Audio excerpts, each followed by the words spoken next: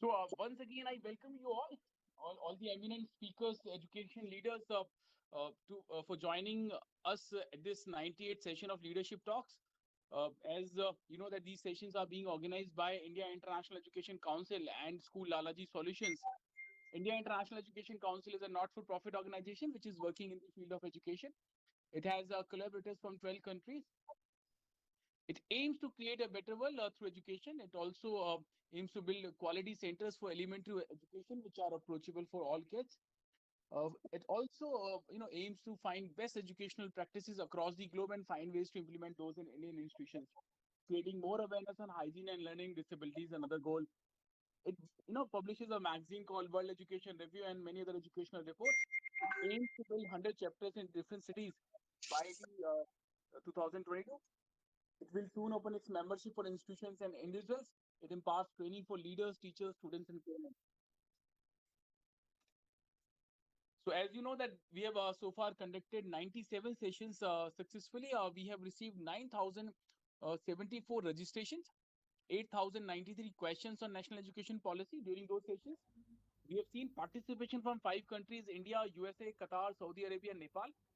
From India, we have seen participation from 19 states and 83 cities. We aim to organize 200 sessions, and with these sessions, we would be reaching out to 100,000 educators, अब तुम जा सकते 20,000 हो। institutions, and 1,000 plus eminent speakers would be joining us to share their perspective as like today's eminent speakers have joined us. So, with this, I would request you all please join me in welcoming our key speaker for this very special 98th session. Our first key speaker, Professor Dr. C.L. Chandan sir. Chandan sir is Vice Chancellor with Sardar Vallabhbhai Patel Cluster University, Mandi, Himachal Pradesh. He's an eminent academician and educationist. He has 38 years of teaching experience.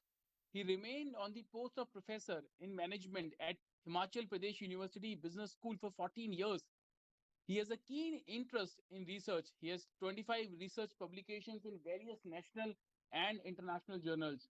He has also published a book on WTO. He has presented papers and has been keynote speaker in more than 40 national and international conferences. He has guided 17 students for the successful completion of their PhD. He has traveled to various countries in connection with academic activities, including Italy, Philippines, Vietnam, Thailand, Tashkent, Germany, Switzerland, and Czech Republic. We welcome you, Chandan sir. Thank you for joining. It's very special to have you on our session. Thank you for joining and welcome, sir.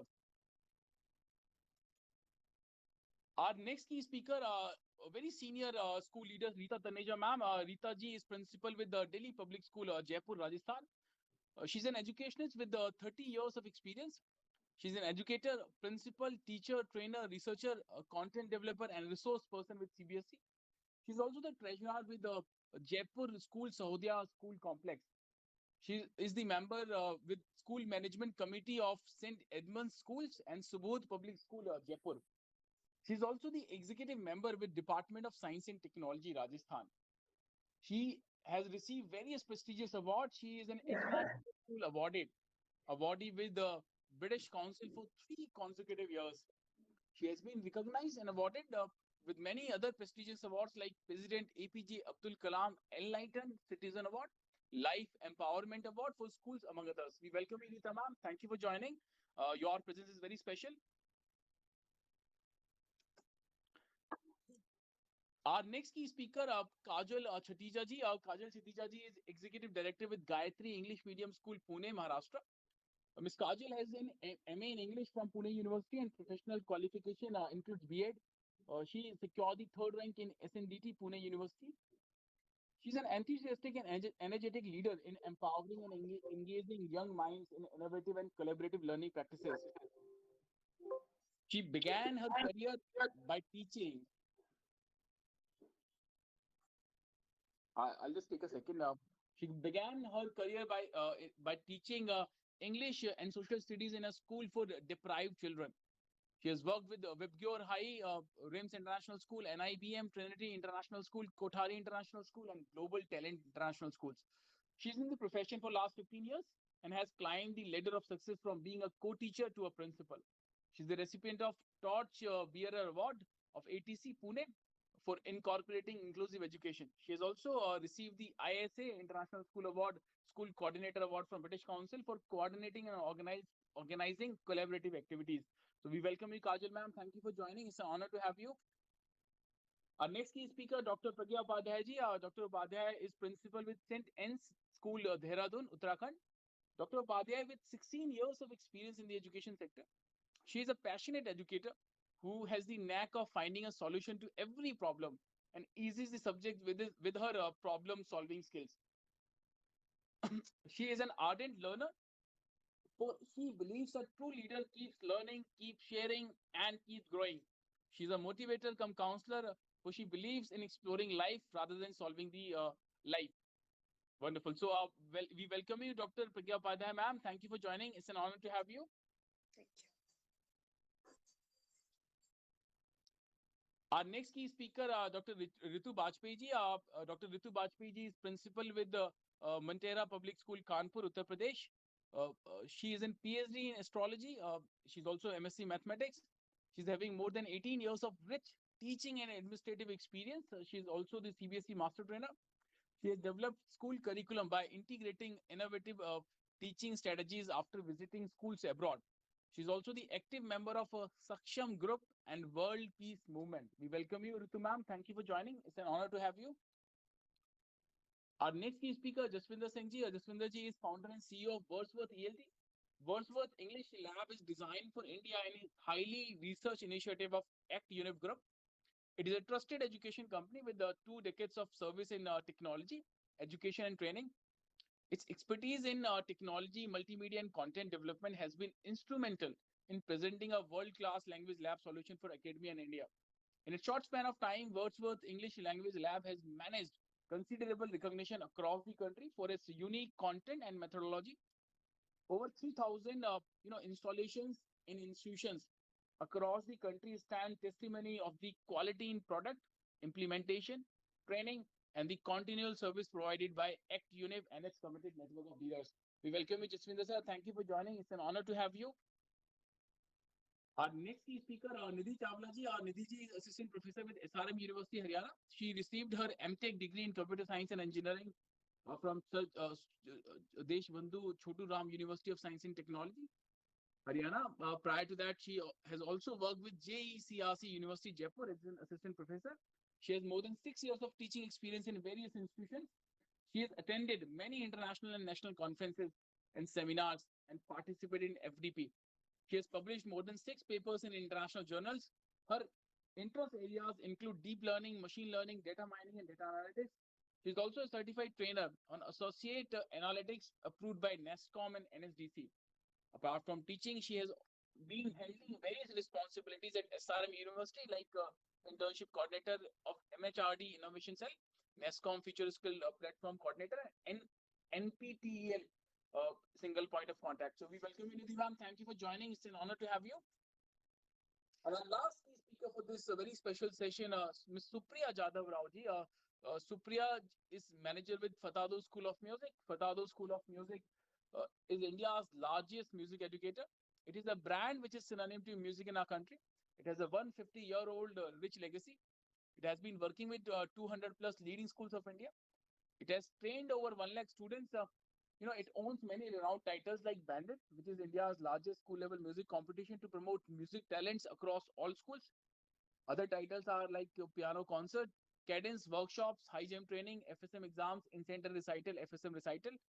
It enjoys partnerships with renowned institutions like Berklee College of Music and NMIMS School of Performing Arts. We welcome you, Supriya. Thank you for joining. It's an honor to have you. With this, I'll open the session. And I would request our key speakers to participate. First, I would request our speakers to share their opening remark. I'll request Professor Dr. C.L. Chandan sir. Sir, if I may begin with you, if we can have your quick 1 minute opening remark.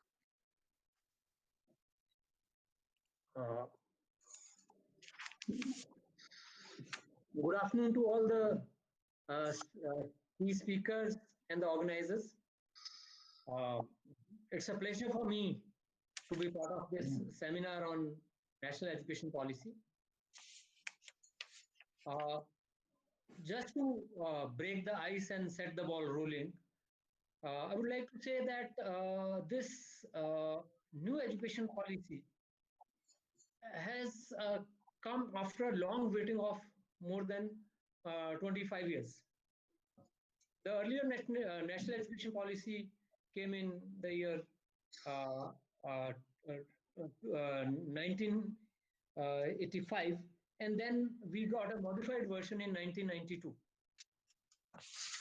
This policy was actually framed at a time when the international internet revolution in India had not taken place. And the framers of that policy at that time, they did not take into consideration the changes that are going to take place in the environment in which the education is being provided to the learners. But today, the learners at the school and the college and university level, they are the people who are born and brought up when the technology and the internet revolution had already taken place. So their expectations from education is much different from the expectations of the students the internet revolution. So under this framework, this policy has been framed. Because today, the expectations of students from a class is much different from the expectations that used to be earlier. Earlier, the students would come to the university and colleges and to the classroom just to know about the concepts and to get the information about various subjects and the disciplines that they are studying. But today, the availability of information on the internet and the retrieval and the access to information. Earlier, a student would have to go to the library, search for books. Books may not be available. So now the availability of information is already there. The expectation of a student from a classroom or from a teacher is much different. And similarly, accordingly, the teachers also have to reorient their style of teaching in the classroom, keeping in mind the expectations of the students. Right. And also the universities have to constantly, because the speed with which the technology is changing, thus what technology the students are studying today in the classroom, they will not be using that technology when they actually join the job. So the curriculum design, the method of and the technology of teaching, the pedagogy, all these things need to be changed very quickly, and they have to adjust to the environment. Right, So, sir. how much time I am expected to speak? Sir, that's absolutely fine. Though we have given a 1 minute for the opening remark, but you are such a senior person. You deserve No, two, no, three extra okay, minutes. okay. I've So given the opening remark, and no, let's have the discussion. I'll come back to you. I'll come back to you, Chandan sir. And absolutely, you have made a very strong. You have made a very strong differentiation. The policies which we have so far, they were the pre-internet policies, and this is the first policy which has come. Post-internet revolution. So absolutely, this policy has a huge importance with it. So thank you, Chandan sir. I'll come back to you for your main talk. And with this, I would request Rita, Taneja ma'am, ma'am, if we can have your quick 1 minute opening remark. Good afternoon to all the evidence speakers, and thank you, World Education Review, for having us here today.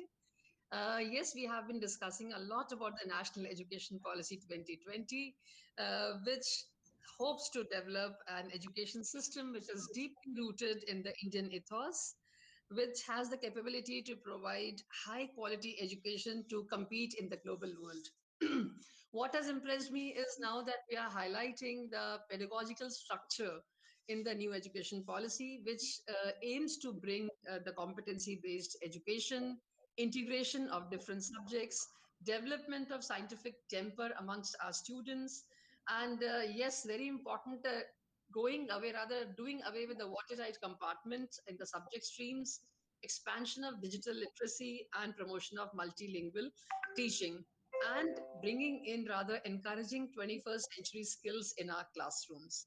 We are talking now about collaboration, we are talking about problem solving, communication, ethics, social responsibility, health and fitness, and bringing in experiential learning. So I think as an educator, that impresses me the most. Right. Absolutely, absolutely. So, this post-corona thing, as social distancing has become new normal, this collaboration, 21st century skills, these are the new normals in education ecosystem. So, thank you, Arita ma'am, for that. I'll come back to you. So, with this, I would request Kajal Chutiza ma'am. Ma'am, you missed your introduction. We had prepared a wonderful introduction for you. But now I would request you if we can have your quick 1 minute opening remark. Kajal ma'am. Oh, ma'am, you are on mute. I was really overwhelmed with such wonderful, speakers, design thinkers indeed. And you started with CL Chandan sir, and wanted to know more and more about everybody. So the opening remark, I'm keeping it only about myself. I am Kajal Chatija. As you missed my introduction, I am from Pune, Maharashtra, Executive Director of Gayatri Group of Schools. I'm also the founder of EduDrone We Connect, a platform for educators. And I'm a passionate educator from last 15 years and a teacher from heart. I'll always remain a teacher, maybe different, roles we play as leader, but from heart, I am teacher. And today I am a student as well. As I can see brilliant educators in my screen, though we are trapped, but still I can feel I can actually give them a high five, and I'm really geared up. Yes, ma'am. I'm really geared up to know much more about NEP.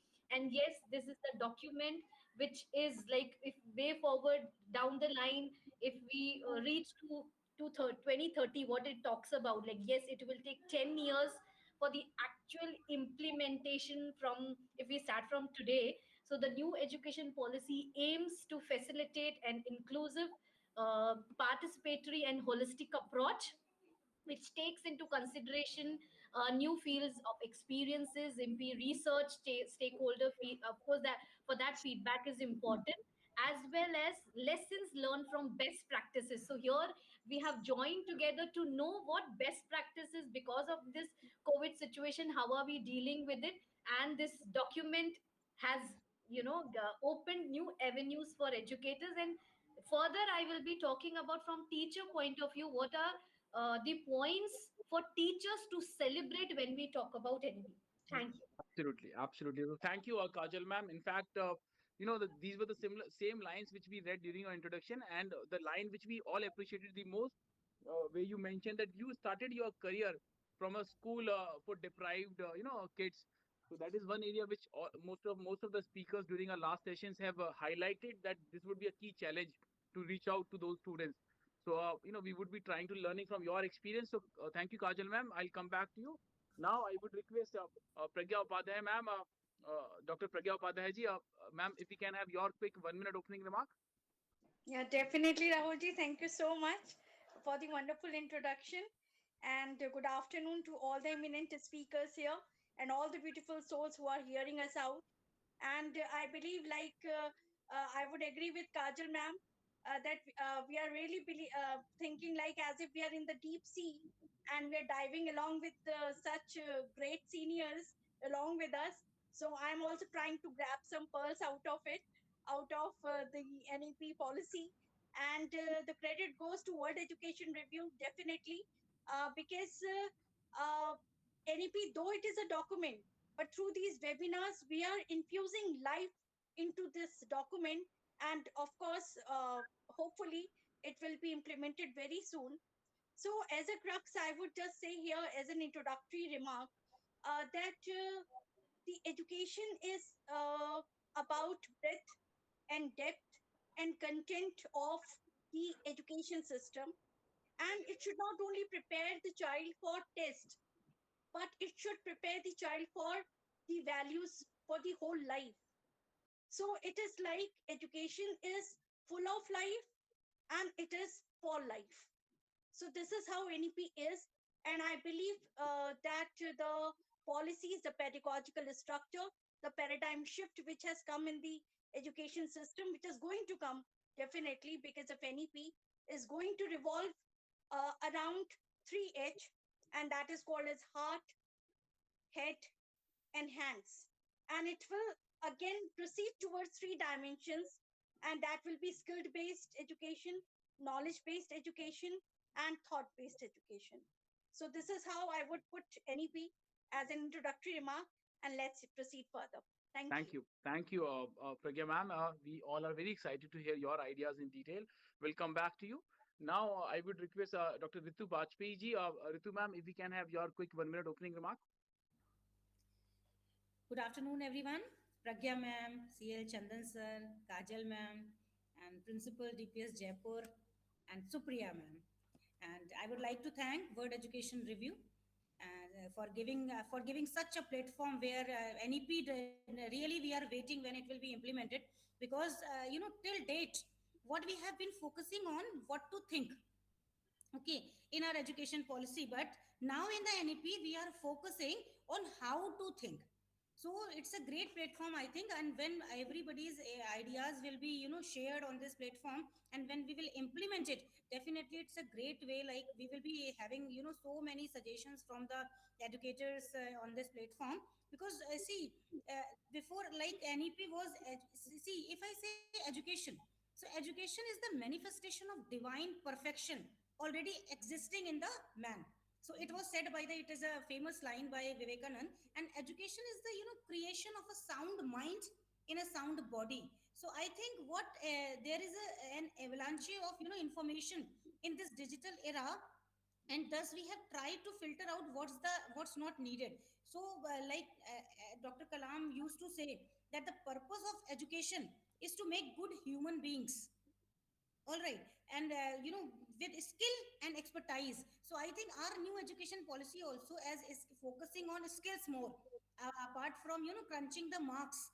It is focusing on skill based, like art integration is there, and as it is focusing on skills to enhance the skills of the children, definitely it will be very helpful for us. As Dr. Kalam said that we have to make the children skilled and expertised.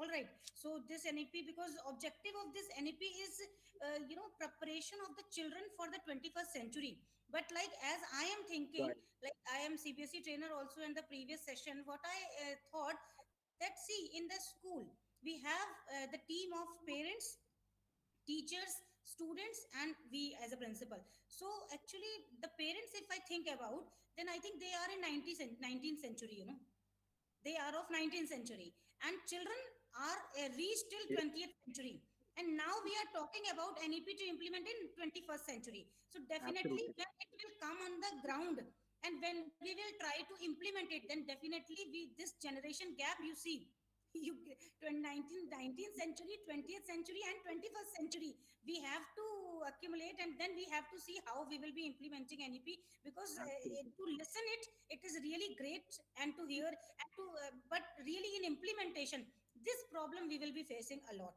So this is I would like Absolutely.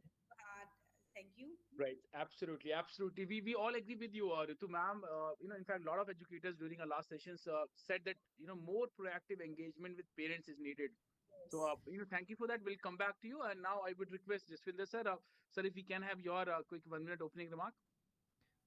Thank you, Rajulji.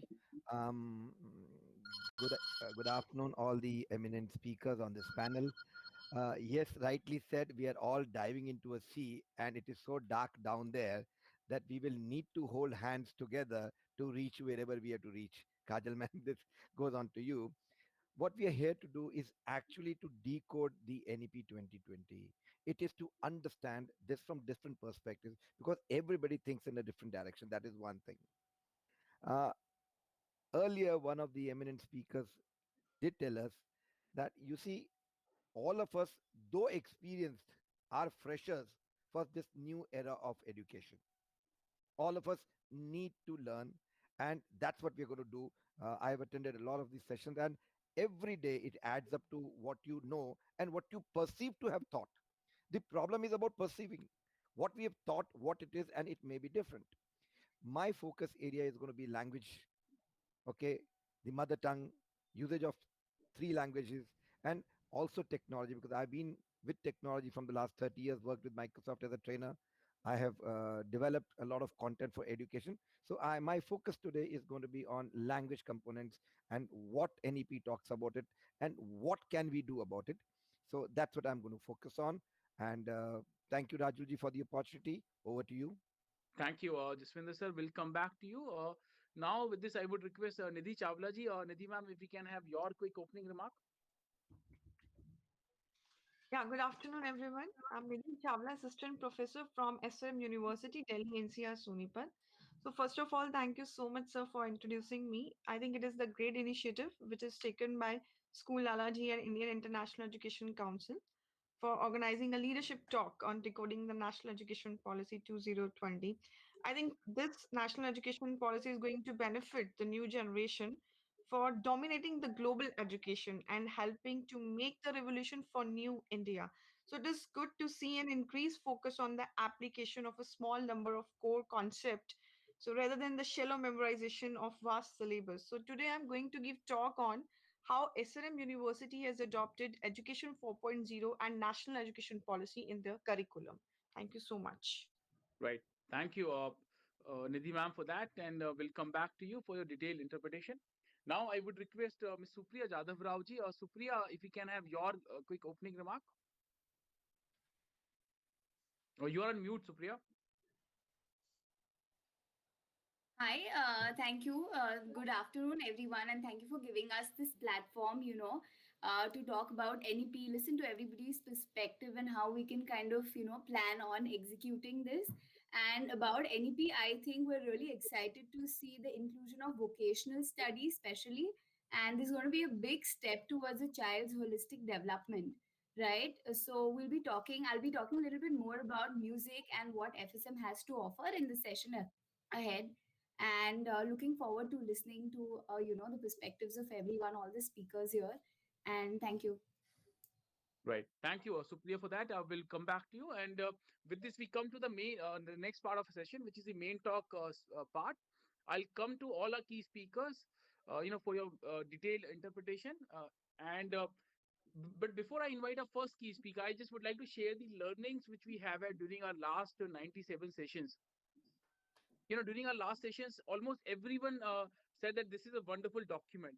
This NEP has a potential to put India at that coveted place of Vishwa Gyan Guru. But almost the same number of people said that execution is going to be very, very difficult.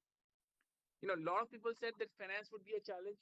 Many learner educators said, reaching out to that, those deprived kids or students, who are out of that education ecosystem would be difficult. Many believe that good schools or good institutions in urban cities are already implementing many suggestions which are there in NEP. But challenge would be for rural school, budget schools or government schools. So, there are many challenges.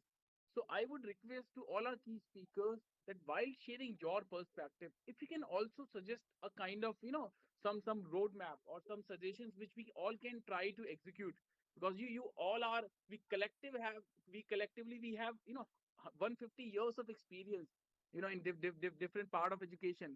So we have different eminent educators, very senior educationists with us. So this session is going to be truly special, and we all are very excited. So with this, I would request our first key speaker. I would again say the time limit is 10 minutes, so that we have sufficient time in the end for the questions.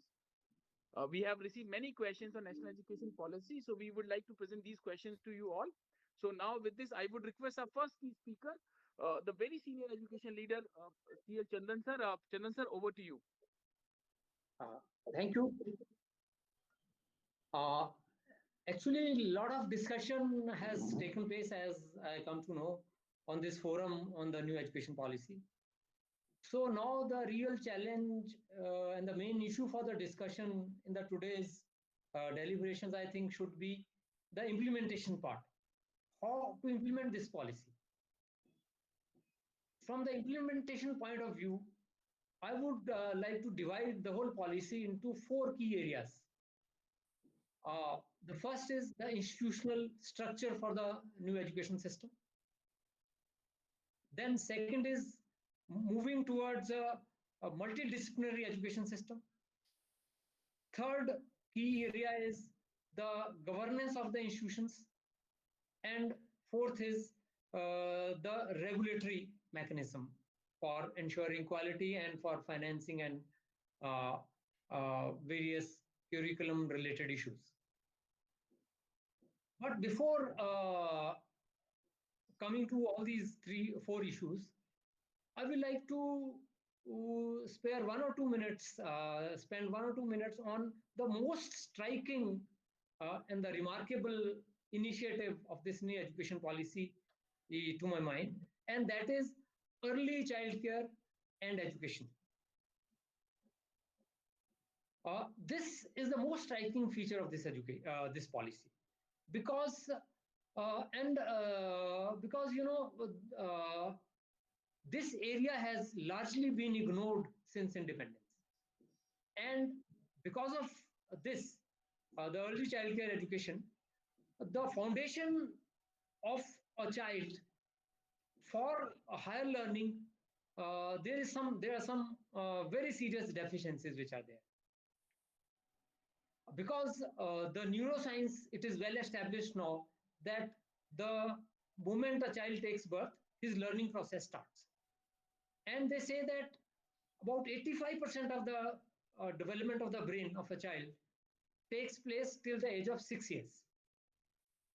And if during these 6 years, proper environment and proper stimulation with proper emotional environment is not provided to the child, then the balanced development of the brain is not there. It is because of this that we are today finding that most of the students who are studying in schools, they have very serious deficiencies in their foundational literacy and numerical ability. I think because with this new initiative of early childcare education, these things will be taken care of. And the main focus of the early childcare education will be a 5 years period, that is 3 years preschool education and 2 years in grade 1 and grade 2. The main emphasis in this period will be on play and discovery and exploring based education. By exploring and playing, the child tries to explore new things, learn new things. And if the government is able to provide proper early childcare education in all the existing educational institutions, and also to revamp and augment the existing education, preschool education, that is in the form of Anganwadis, that will be a great service which the new education policy will be doing for building the proper foundation for higher learning. So now coming to the implementation of the new education policy, as all of you know, that there is a 3-tier structure which has been defined, 3-tier institutional structure which has been defined. There will be research universities, there will be teaching universities, and there will be autonomous colleges. So in the policy, it has been said that the existing system of affiliation of, I'm basically talking of higher education.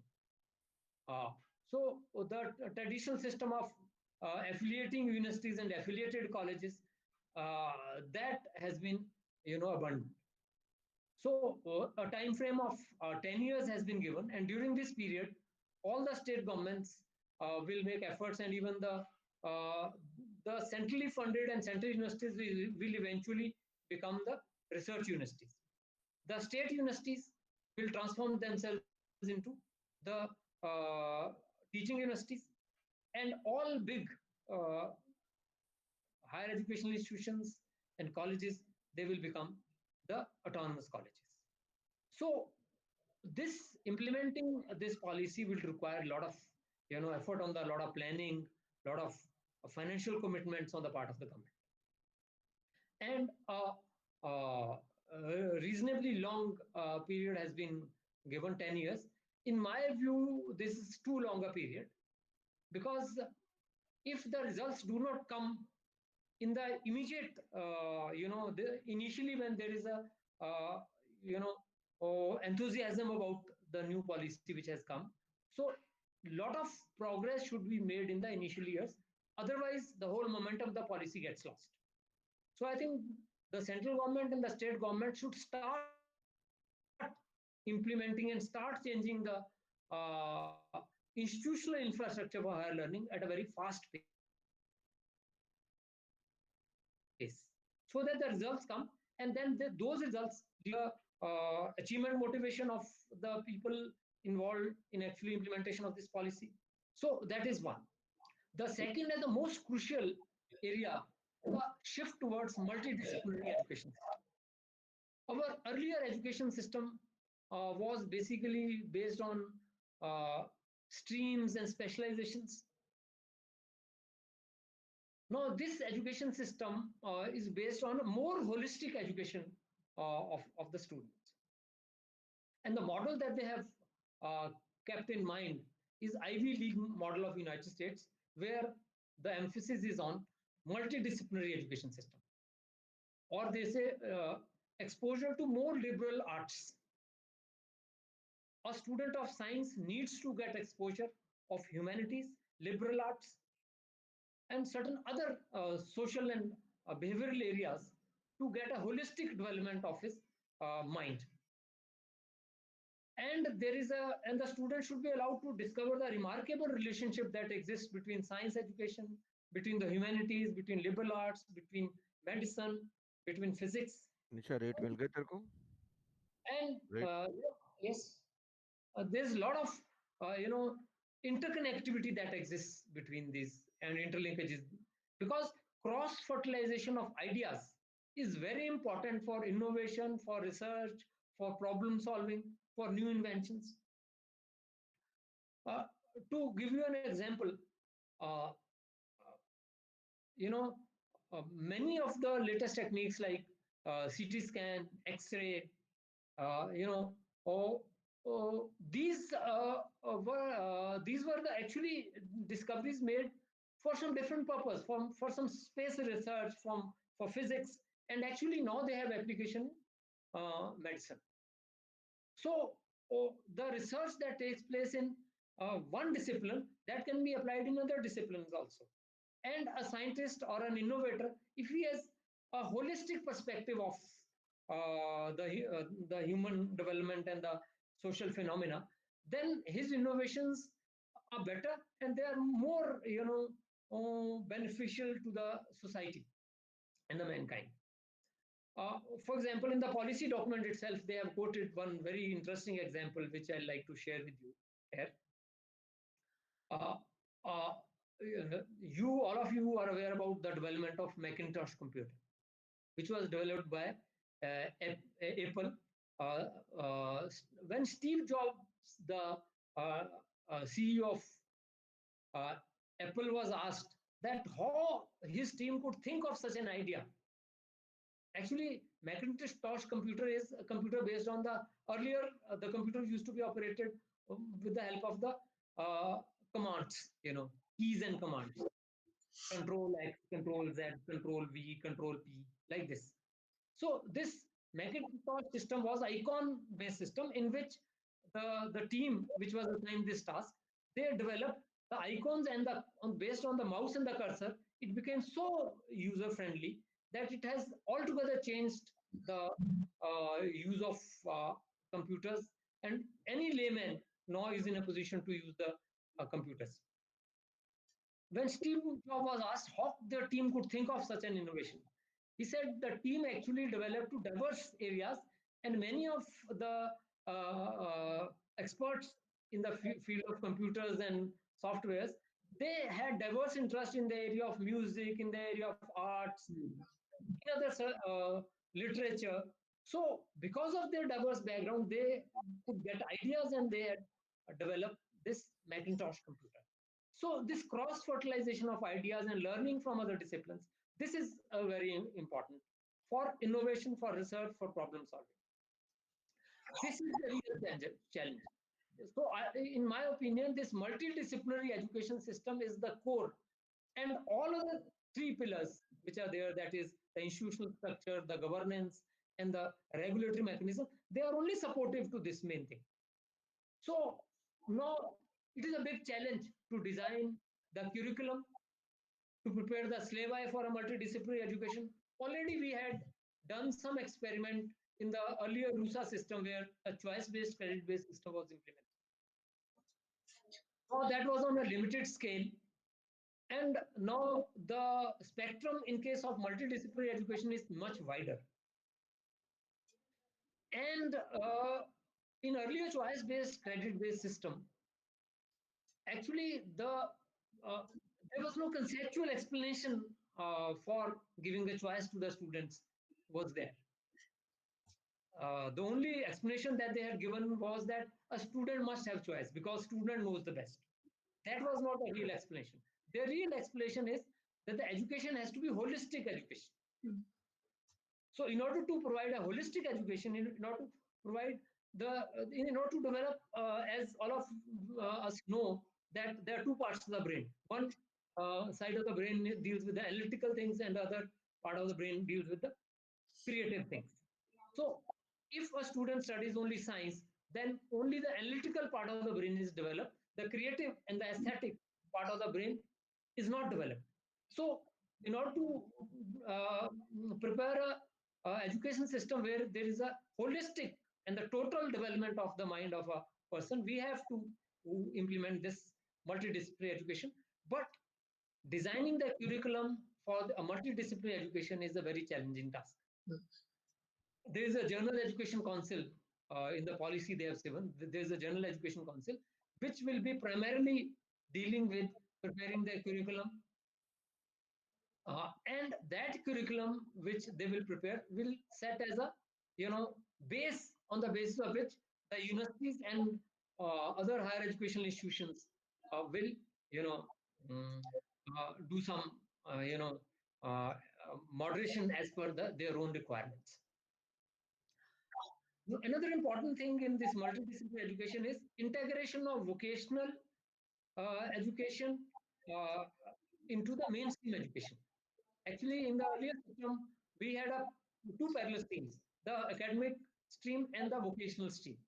And the people who used to go to the vocational stream used to think that they are actually second grade students in a college or institution. Only those students who did not perform well in their academic grades, they used to opt for the vocational education. Now, vocational will be an essential part of the mainstream education.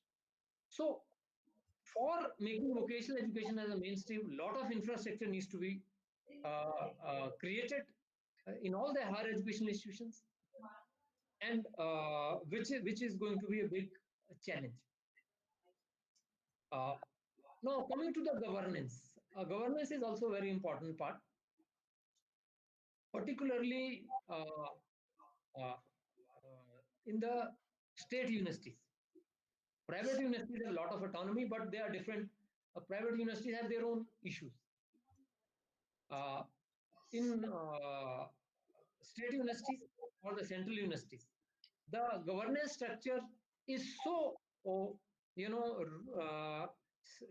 you can say static, and the freedom which is given to the governing body, that is very limited, and there is a lot of bureaucratic control over these institutions. So that needs to change. A lot of autonomy needs to be given, and the governance structure has to be defined.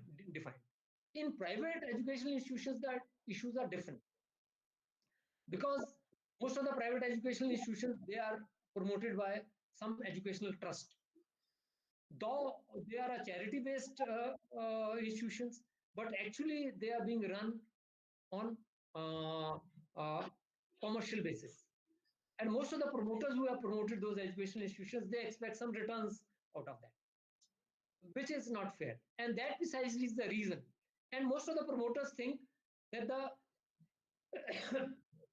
fee and the revenue that they are earning from the educational institutions, that should sustain the institution, which is not possible. Because the very purpose of promoting a charitable educational institutions is to promote education in the country and the society. So the charitable trust has to support the educational institutions. It is only when they support the educational institutions, the commercial angle takes a back seat, and the educationists who are running those institutions, they get a lot of autonomy in their decision making, in employment of teachers, their salaries. This is a big issue because the private promoters generally what they do is that they create good infrastructure, but the teachers are underpaid in most of the education institutions, as per my experience. And the last thing that is the regulatory mechanism.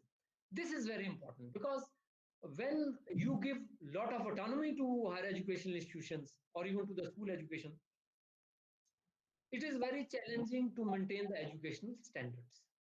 Because in the earlier system, the responsibility of maintaining the educational standards, the quality of education, I mean, was with the universities. Because the all academics, the syllabi, the examination, the evaluation, everything was under the control of the affiliating university. And the affiliated colleges were controlled as far as the academic was concerned by the university. Now, because we are disbanding this concept of affiliation, because when the policy is implemented and after 10 years, there will be no affiliated college and there will be no affiliating university. So the role of regulators becomes very important and the role of accreditation agencies becomes very important. The detailed infrastructure of regulating institutions and the accreditation institutions and the mechanism has been given in the policy, which has not actually taken the shape. And along with the rolling this policy, those regulatory bodies should also become operational in order to ensure the quality of school education and also the higher education. I think with those words, I pass the ball to. Great, sir. Thank you. Thank you, Chandan sir. You talked about very important, parts. You talked about the NEP's proposal, three-tier education system. You also talked about how we can achieve that holistic development of mind. And you made a very strong assessment that cross fertilization is the key for ideas for innovation. And but designing curriculum for those cross fertilization or multidisciplinary education system would be a challenge. So thank you, Chandan sir, for your detailed remarks and assessment. I will come back to you with questions. So we have received many questions from these areas, so I'll come back to you with those questions. So with this, I would request another very senior educationist on our panel today, Rita Taneja ma'am. Ma'am, if we can request you for your talk. Thank you so much. Professor Chandan has beautifully given a whole perspective, whole spectrum of the NEP. But as I'm coming from the school background, the only thing that impresses me worries me, concerns me is how to make it real. NEP has brought so much of hope amongst all the schools, all the teachers, all the educators. And as Sir said, yes, 10 years is a long time they have given us as a target.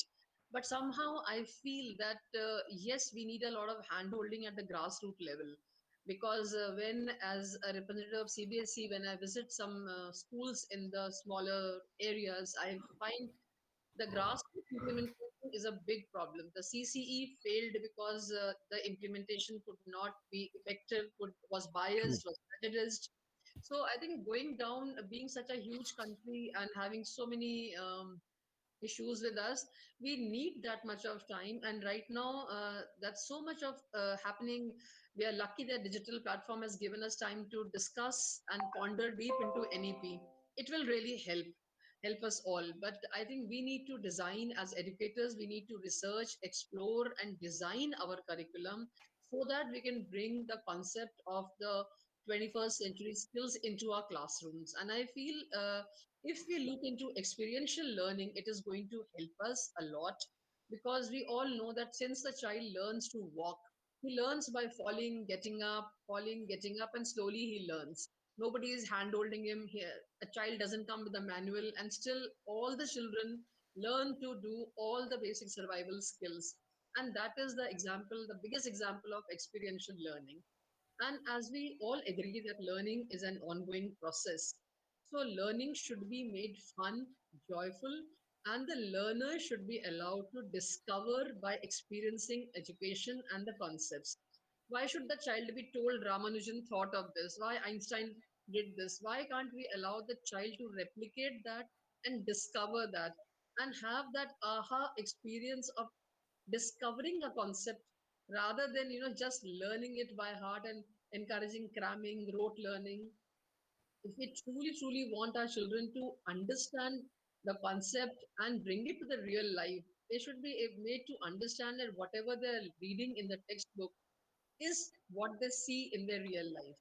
If they do a concept of polygon, they should be able to understand what is a polygon, how it is different from maybe a rectangle. So that kind of learning to be brought to the class, the teacher has to research and design her learning lessons very well. So discussions like this, I think, are going to open up the, catch us all by the storm and prepare us that we as education practitioners need to be the facilitators and make our children come out of the passive learning to active mode of learning. And we are talking so much about 21st century skills to be developed. Until we are able to engage our learners, we cannot have real learning happening, which will be permanent, which will make them think, which will make them the competency of maybe critical thinking, decision making, and become independent learner for life. So experiential approach, I think, aims at making educational environment student centered, and the students should have some control over the learning, pace of learning, what they want to learn, and after they're allowed to have some experience into the concept of learning, they should be taught how to reflect upon what they have experienced and then maybe make it conceptualize that abstract learning into learning of concepts that we wish to have for examination or assessment. The teacher should be able to facilitate students, handhold the children, make them be able to cooperate with each other, collaborate, encourage the students to work together, ask how to learn how to ask questions, collect evidence, and then communicate it to the teacher in some form. I think if we truly are able to integrate all the subjects into our classroom in experiential lesson plans, we'll be able to accelerate the learning of our children. We can provide the classroom or the school as a very safe place where children can simulate the learning and they can experience the results of whatever postulates or hypothesis they have to learn. It is going to bridge the gap between the theory and the practice. They will be able to understand that we don't only have to calculate the area of the perimeter. They actually sit on a chair and they know this is the area that I'm occupying on a chair. Or it is going to produce, I think, a demonstrable mindset changes in our children towards the approach to learning. It is going to increase the engagement level, and it is going to be very effective for retaining the knowledge, because when the children come back after the final examination and if you ask them a question, they hardly have an answer for it. So that needs to be, whatever is taught should be for life, and they should know that from learning this concept we will discover something more, bigger. So it is going to be a very personalized learning that we can plan for our children as per the needs of the children. And I think then only the learning that we want our children to have will become joyful, art, sports integrated, inquiry based learning can be initiated, collaborative, and assessment can be used to give true feedback to the teacher, to the student, and build upon more learning on the basis of assessment that we are giving. Formative, summative, any form of assessment that we use should be real for the children. It should not be critical. We should not have children jumping around. We should have children who want to be assessed, be evaluated, and then move towards advanced learning. And there are very simple things that we have been using forever in our classes, which can be now enhanced. Role plays, field trips, carefully planned field trips with learning objectives and outcomes given to the children. Normally, we used to just push our children out to the assembly ground, and some resource person used to come and just give a huge lecture. But we never prepared our children as to what they're going to hear, what they have to observe, and what is going to be the output of the lecture that they're going to hear, maybe for 1 hour or one day or whatever. So teachers need to be very focused. They need to prepare the children to learn. And I think films, documentaries, projects, guest speakers, portfolios, we've been doing it all. Now we need to use them as teaching aids. We need to incorporate them into our lesson plan in a very well thought out way, in a design way. It would be great if some of our children can actually have a experience as to how a volcano works, and maybe they could just get into the mind of Hitler or Indira Gandhi and imagine what they were thinking when the decisions were being made, when the world war was being planned, or maybe when the historic summits were being planned. And some excursions to the real place. For example, we did a small activity where we told our children that think of all the monuments where the Bollywood songs are picturized. Children actively went to the net and they got a plethora of the songs which were shot around the historical monuments. They did not know we wanted them to now trace the history of the monument, who built it, where it was, the climatic conditions, the soil, the height of Taj Mahal. We made them do huge projects, but initially we made them look for Bollywood songs shot around the monuments of India. So, getting the children prepared to learn, research, discover, document, reflect, and be ready for evaluation. And all of it in a collaborative way, in a safe way. They should know they have to learn, they're not being judged. So that has to be instilled by the teacher herself. There's no other way. Only the educator in the class can create this environment. So with the NEP now, at least everybody's abuzz with the things that they should do. And for a change, for the first time in India, everyone is talking about NEP. So that has set a platform for us to now do something good.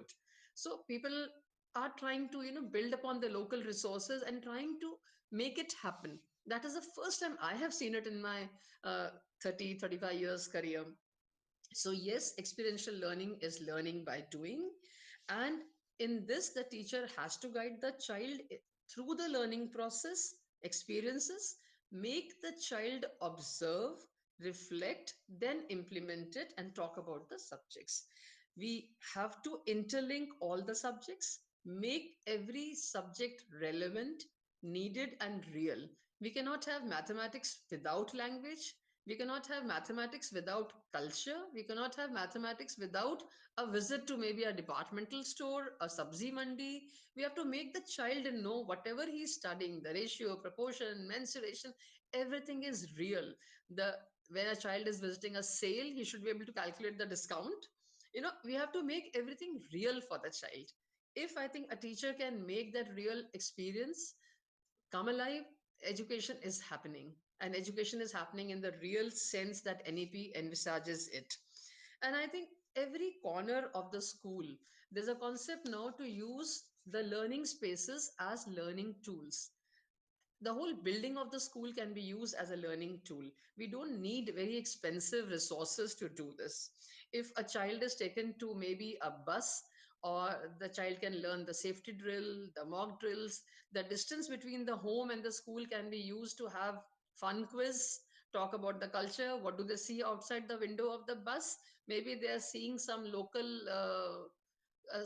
businessmen selling something like pattal is being sold. What is the history of the pattal? Kahan se aate hain? Where are the leaves that they get it from? What is the relevance of that in our own? I come from a city of Jaipur which has a lot of heritage. Lot of heritage. Everywhere you look, you can do a commerce walk, you can do a heritage project, you can do water conservation. So now it is time for us to imbibe everything that the child is seeing around himself. And we have made some experiments in our school where we have taken an integrated project, maybe just like making a kite, and actually related to every lesson that is given in the NCERT textbook. Class 6, class 7, class 8, up till class 12. But the teachers have to really work hard, plan it out well, and then do it. The water cooler of the school only can be used to teach the children about maybe pollution, maybe water conservation, recycling, reuse. So we don't have to worry about having too many expensive resources. It just requires careful design and planning on the part of the teacher. And availability of resources is never, I think, will be a never shortfall if the teacher can assess and use the resources that are available in the school.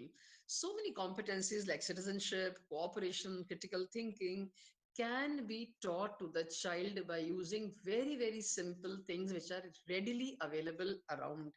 And I think the term experiencing refers to learning by doing, which may or may not involve reflection. And experiential learning definitely is learning by self reflection. Hence, it makes the learner responsible also for his or her own learning.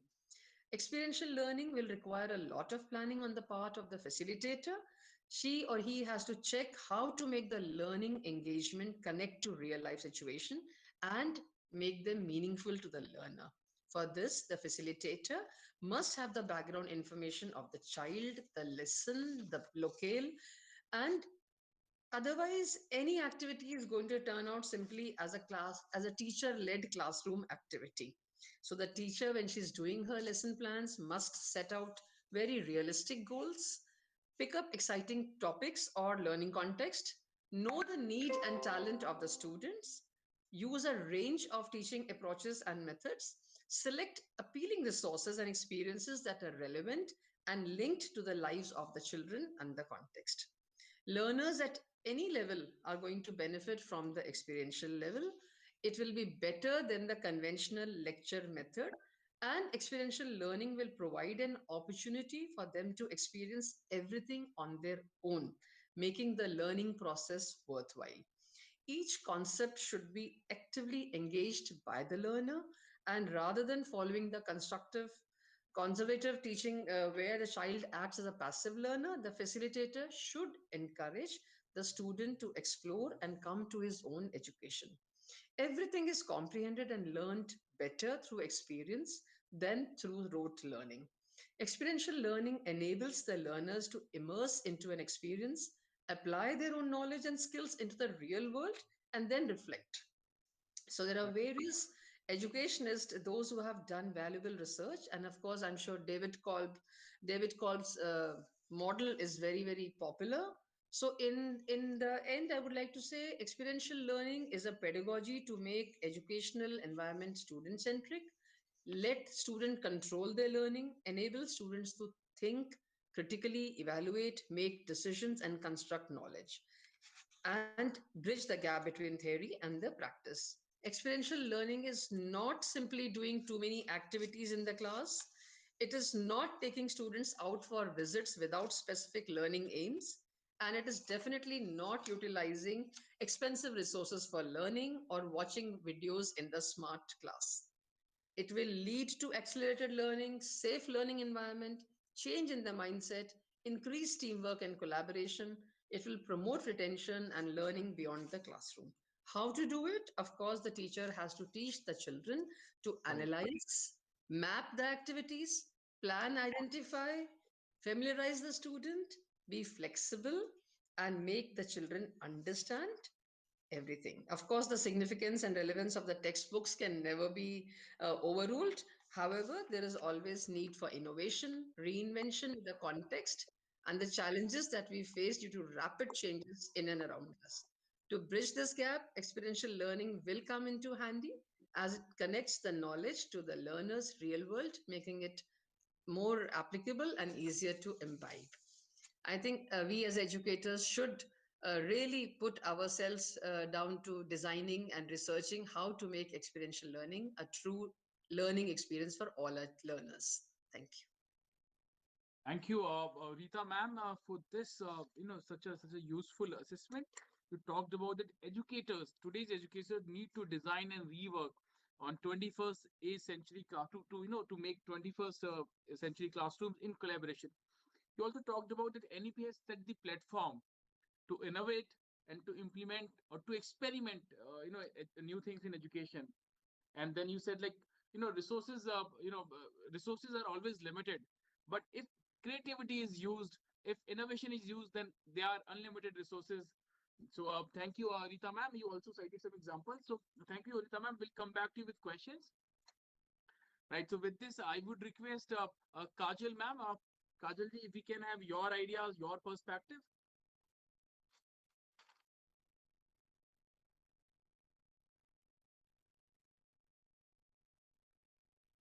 Kajal Chitiya, do we have your presence? So I would request Dr. Pragya Upadhyay, Pragya ma'am, if we can have your talk. Yeah, definitely, Rajulji. I would like to initiate here. Right, ma'am.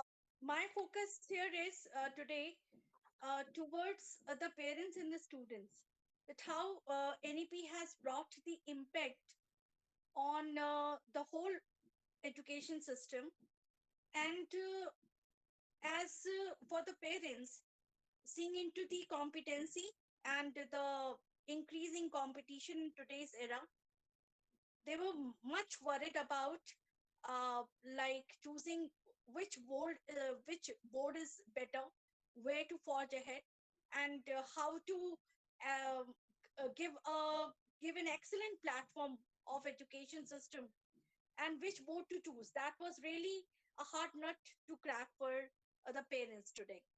But NEP, after the introduction of NEP, I would say, when it has come up to the alignment with the international education system and international education standards, it has totally resolved this problem of the parents as well as of the students.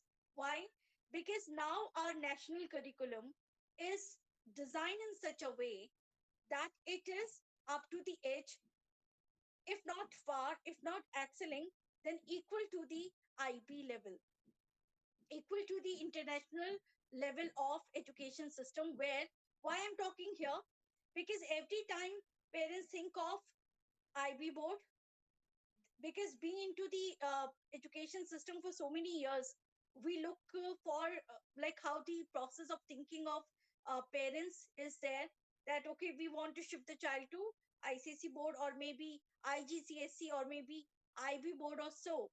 But now with this NEP, again, a revolutionary, and I would say not revolutionary but evolutionary system has come up, where now they can very well have a good belief in the system of education, and no need of changing any board or transferring to any board. Why? Because now it has excelled to equal to international level of education standards. Besides this, it has the focus of multidisciplinary education, focus on research. Now, I'm taking this word research, which students used to be aware of when they used to come in the higher education system. What is research?